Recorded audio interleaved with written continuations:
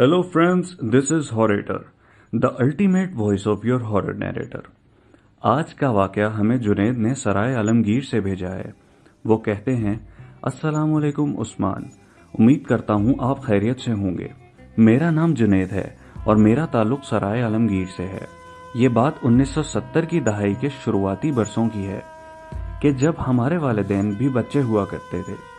मेरे दादा जो उस वक्त जवान थे वो सब्जी का छोटा मोटा कारोबार किया करते थे। इनका नाम फतेह मोहम्मद था। इनके अपने वालिद ने चूंकि एक और शादी भी की हुई थी जिसमें से तब तक तो कोई औलाद न थी, लिहाजा बड़ा बेटा होने के नाते मेरे दादा ही इनका ख्याल रखा करते थे। इनके वालिद कुछ दिन एक बेगम के यहाँ क़याम किया करते और कुछ अरसा दूसरी के यहाँ। दूसरी बेगम जिन दिनों मायके गई होती या ज्यादा बीमार होती तो इन हालात में मेरे दादा को ही अपने वालिद का ख्याल रखना पड़ता, मसलन राशन, अद्वियात और खाना पकाकर पहुंचाना या घर के छोटे मोटे ज़रूरी काम कर देना। दादा अब्बू भी इनके घर खाना पहुंचाने जाते तो इन्हें रात के अंधेरे में जाना पड़ता। रास्ते भी खामोशी और तारीकी में अपनी मिसाल आप हुआ करते थे। इस वक्त ये गांव नुमा छोटे शहर बिजली हर वक्त मैसर रहने का सोच भी नहीं सकते थे। लोग इशा के बाद ही सो जाया करते थे। जंगल और कब्रिस्तान से गुजरते हुए सिर्फ और सिर्फ कदमों की आवाज़ और नहर के पानी का मध्यम शोर ही सुनाई दिया करता था, जो खौफ में मजीद इजाफा किया करता था।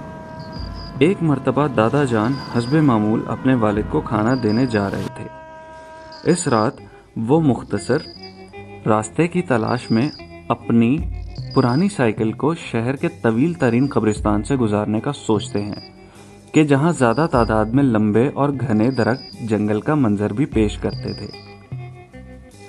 जब दादा वहां से गुजरते हैं तो वहां इतना सन्नाटा होता है कि साइकिल की पिछली नशिस्त पर पड़े देगचे और पहियों की रगड़ती जंजीर के अलावा किसी चीज़ की आवाज़ नहीं आती।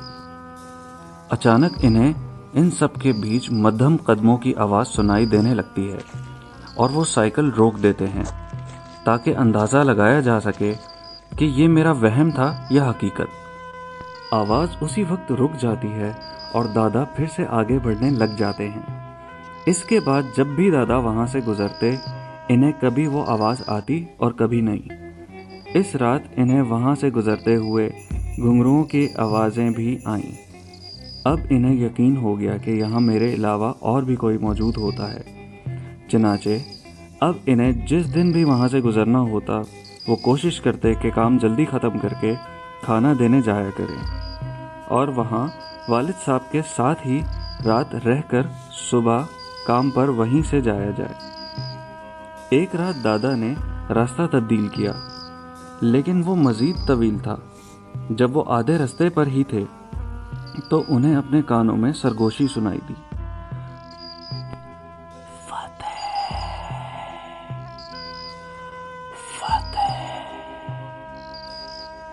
कि कोई उन्हें इनके नाम से बुला रहा है। अब दादा खौफजदा हो गए और कदमों की रफ्तार बढ़ा ली। ये रास्ता नीम पहाड़ी था जिसके साथ एक तंग सड़क थी। इस दिन दादा अपनी साइकिल भी साथ नहीं लाए थे। इन्हें मुसलसल किसी की सांसों के आवाज़ नज़दीक से सुनाई दे रही थी और यूं मालूम हो रहा था कि कोई इनके साथ साथ चल रहा है या इनका पीछा कर रहा है। दादा को शदीद सर्दी में भी पसीने आ गए और इस रात इन्होंने वो रास्ता आयतल कुर्सी पढ़ते पढ़ते काटा। अब ईद उल अज़हा को कम ही अरसा रह गया था। दादा एक रोज़ सब्जी वाला माल गुजरात पहुंचाने की गर्ज से रेलगाड़ी में सवार थे। जब वो तन्हा गाड़ी के दरवाजे पर खड़े थे इन्हें वही कदमों और घुंघरुओं की आवाज़ के साथ सरगोशियों में अपना नाम और तंजिया हंसी भी सुनाई देने लगी। अगले ही लम्हे इन्हें नहीं समझ आया कि इनके साथ हुआ क्या है।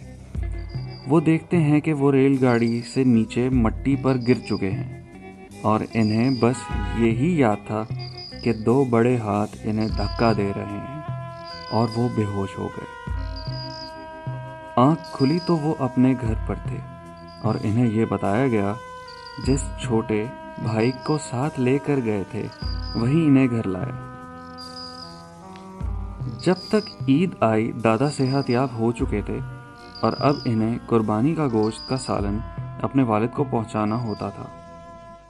انہوں نے پھر سے مختصر راستہ چنا۔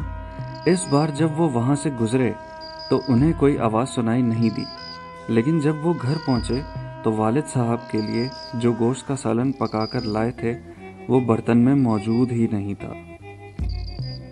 دادا سمجھ گئے کہ یہ شرارت کس کی ہے۔ انہوں نے فوراً اسی راستے سے واپسی کی اور اسی مقام پر پہنچ کر للکارنے لگے کہ کون ہو تم اور ہمت ہے تو سامنے آؤ، اس وقت چھپ کر آنکھ مچولی مت کھیلو۔ اب انہیں یہ طنزیہ ہنسی کی آواز کے پیچھے سے آئی۔ جب انہوں نے مڑ کر دیکھا تو ان کے اوسان خطا ہو گئے اور پیروں تلے زمین نکل گئی۔ انہوں نے دیکھا کہ ایک سیاہ رنگ کی مخلوق بنا کپڑوں کے کھڑی مکار ہنسی ہنس رہی ہے۔ اس کے جسم پر کسی ریچھ یا بدمانس جیسے بال تھے۔ اتنے کالے بال تھے اور گاڑھے کہ دیکھ کر خوف آ جائے، اور سب سے اہم بات اس کے پنجوں کا رخ پیچھے کی طرف تھا۔ اس نے زوردار تھپڑ میرے دادا کے چہرے پر مارتے ہوئے کہا، یا تو روزانہ یہاں گوشت لایا کر ورنہ یہاں سے گزرا مت کر۔